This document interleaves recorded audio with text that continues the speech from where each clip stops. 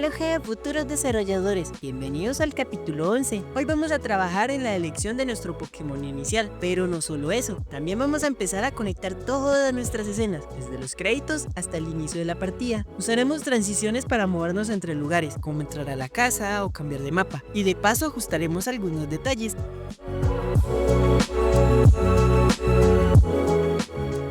Para empezar, creé una nueva escena y hice un color red como nodo principal. A este le ajusté los anclajes a pantalla completa para que cubra todo, y luego le cambié el color a negro. Después le asigné como material el shader de transición. Este shader se encarga de controlar cómo una imagen aparece o desaparece en una pantalla, para crear transiciones entre escenas, como cuando entras en batalla o cambias de mapa. Todo gira alrededor de un valor llamado progreso, que va de un número a otro, y representa qué tan avanzada está la animación. Al inicio casi todo está oculto, y al final ya se ve completamente, o al revés, según el preset que se elija. El shader decide la forma en la que la imagen se revela. Puede ser un fundido suave, un barrido desde un lado, desde el centro, una forma de reloj con cuadrículas, formas de máscaras o patrones más complejos. Internamente lo que hace es calcular para que cada parte de la pantalla si debe ser visible o transparente en ese momento del progreso, mezclando la textura normal con transparencia con una textura de transición, logrando así efectos visuales dinámicos sin tener que cambiar la escena de golpe, sino de manera animada y mucho más profesional. Ahora vamos a agregarle un script que será la clave para controlar las animaciones y hacer que ocurran el tiempo que nosotros definamos. Primero están las variables que definen cómo se comporta la transición. Inicio de animación y fin de animación son los valores entre los que se moverá el shader. Duración indica cuánto tiempo tarda el efecto, y animación de entrada decide si la animación comienza solo al aparecer la escena. Luego tenemos variables internas. Tiempo guarda cuánto ha pasado. Animado dice si la transición está activa, y reversa indica si va hacia adelante o hacia atrás. También hay una señal completa,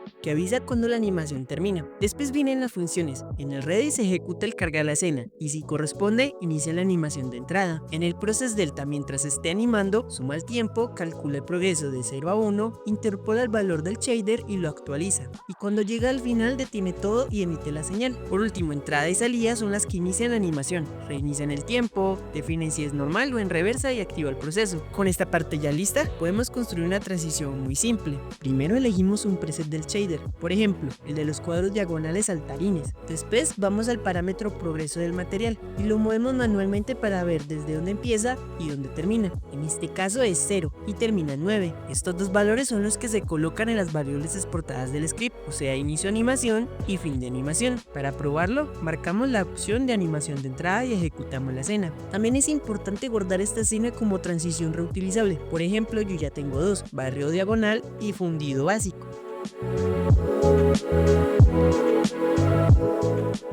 Con esto hecho, vamos a crear un puente entre escenas para que la carga sea fluida y no tengamos saltos. Para eso usamos un singleton. Este lo llamaré gestor escenas. Primero están las variables que definen todo lo que el gestor necesita tener a mano durante el juego. Es decir, se precargan las escenas del jugador, menús, mapas y tipos de transición para poder usarlas en cualquier momento sin esperas. Luego se guardan las referencias internas como la transición actual y su tipo. Además, los datos del spawn del jugador, que incluyen posición, dirección para la cual está mirando y una referencia a su instancia para poder controlarlo al entrar a un mapa. Después vienen las funciones, empezando por ready, que oculta el mouse. Crear transición se encarga de borrar la anterior y generar una nueva ajustada a pantalla completa. Cambiar escena es el núcleo del sistema. Reproduce la salida, espera que termina, cambia la escena, deja que carga, instancia al jugador si hace falta y finalmente ejecuta la entrada. Instanciar y posicionar al jugador, crea al jugador en la escena actual y lo aplica a su posición y orientación. Por último están las funciones de navegación, unas para menú que solo cambian de escena y otras para mapas que primero guardan los datos de aparición y luego realizan el cambio usando el sistema de transición.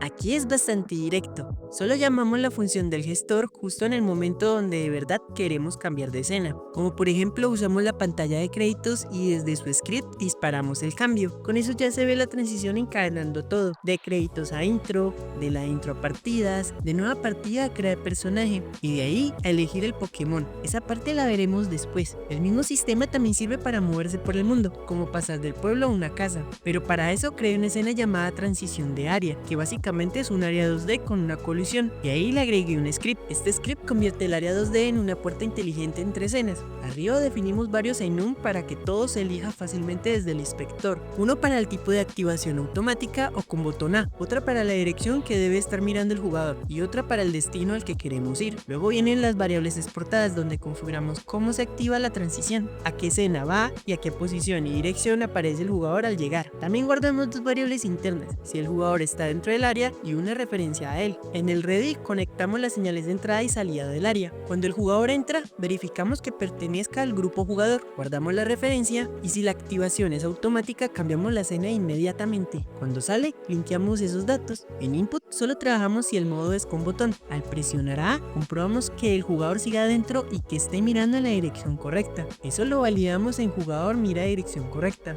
donde tomamos el raycast del jugador, vemos hacia dónde apunta su vector y lo comparamos con la dirección configurada. Finalmente, cambiar escena es el puente con el singleton. Según el destino elegido, llama la función correspondida de gestor escenas y le pasa la posición y la dirección del spawn, logrando que el cambio del mapa sea suave, controlado y coherente con hacia dónde entró el jugador. Y para probarlo solo agregamos esta escena las veces que queramos, por ejemplo para pasar del pueblo a la casa y viceversa. Todo esto lo agrupé dentro de un nodo 2D llamado transiciones y ejecuté la escena.